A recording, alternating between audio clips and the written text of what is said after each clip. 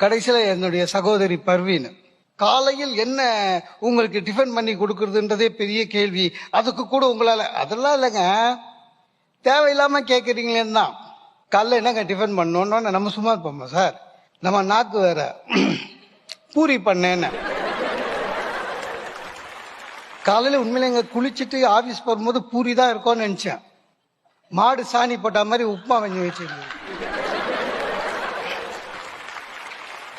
இதுக்கு எதுக்கு கேக்குறீங்கன்ற நான். ஒய்ஃபையும் தங்கச்சியும் சமாளிக்கிறதே ஒரு பெரிய சோதனை சோதனைங்க. இதோ கொலு வச்சோம். கொலு வைக்கும் போதே என் ஒய்ஃப் சொன்னா உன் தங்கச்சி கூப்பிடாதேன்னா. ஏன்னு ஏதாவது குறை சொல்லுவோம். பணம் நான் சொன்னேன் அப்படிலாம் இல்லை, ஃபர்ஸ்ட் நாளே க்ளோஸ் ரிலேஷன் கண்டிப்பா கூப்பிடணும்னு என் தங்கச்சி கூப்பிட்டேன். கரெக்டா தங்கச்சி வந்தது. வந்த உடனே என்ன கிருஷ்ணரை மனையில வச்சுக்கிறீங்க, ஒரு டேபிள் வச்சு சாட்டின்ல ஃப்ரில் அடிக்க கூடாது, வைக்கவே தெரியலையேச்சு. என் ஒய்ஃபை பார்த்தேன். சொன்னல அப்படின்னு அவன். என் தங்கச்சிக்கு தெரியாம என்ன சொன்னாங்க அண்ணி அப்படின்ச்சு.